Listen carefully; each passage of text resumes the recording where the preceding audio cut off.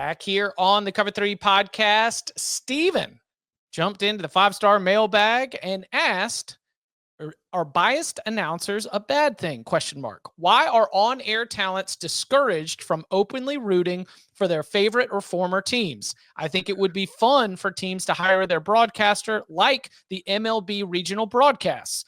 Florida State could have one with DK, EJ, and Taylor as a team. It would also be fun to put them in the same booth as the opposing announcers. DK and EJ versus Palmer and Tebow in the booth for a Florida State game would be fun. That or Herb Street asking Brady Quinn where Lou Holtz is after the game. This is from Steven in Savannah. Go Noles and go Tigers. I think that makes sense as and we've seen evidence people using it as secondary broadcasts. But you have to understand, when 10 million people tune in to watch a game, 6 to 7 of them are not fans of either team. They're just watching the game. They don't want the biased broadcast. That would annoy the crap out of them. So, yeah. 6 to 7 million of those 10 million. Yeah. Not just a handful. Right. A majority of them are doing that.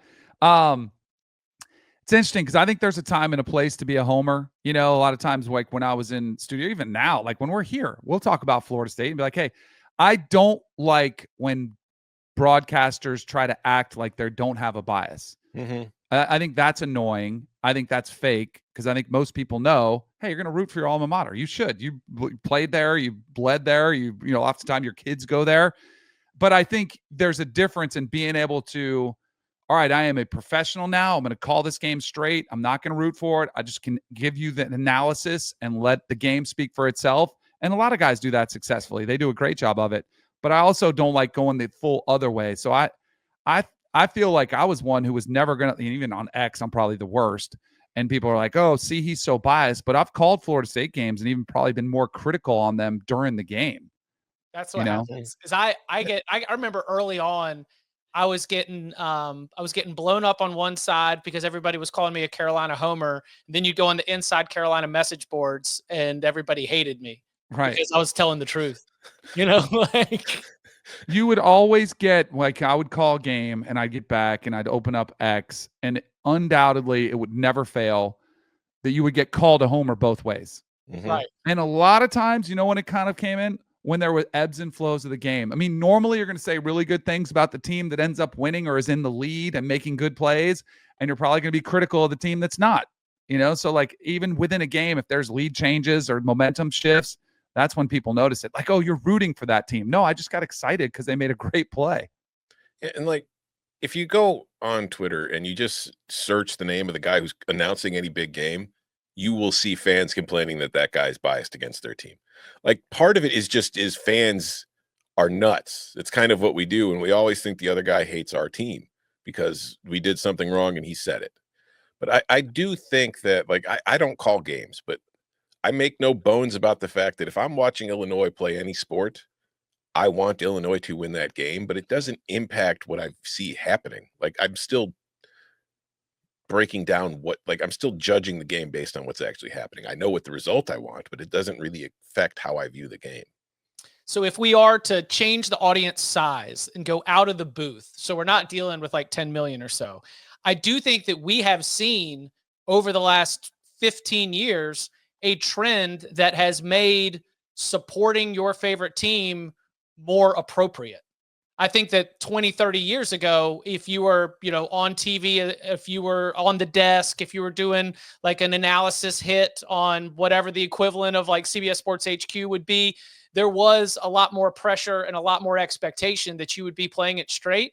And I think that it just sort of, letting the audience sort of into our little media world, not trying to get too navel gazing here, but I do think that we have been pushed to embrace a much more human and honest, sort of not trying to totally separate yourself from the teams and fans that you're rooting for. That seems to be something that has changed a little bit more towards the honesty side of it recently.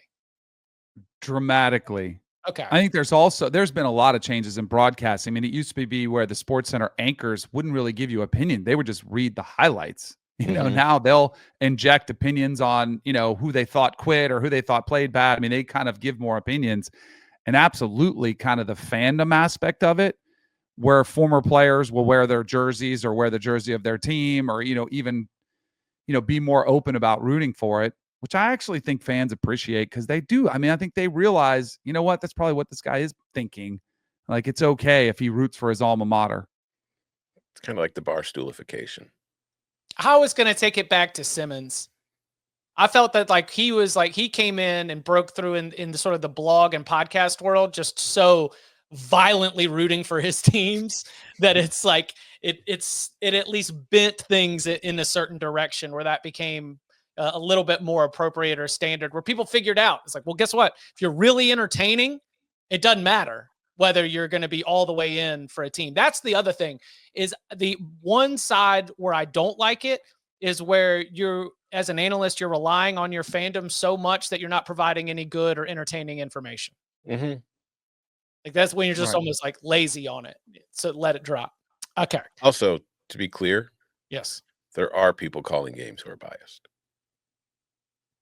I've always not going to name names, but there are people calling games who they're certainly biased, and you can former players or play-by-play.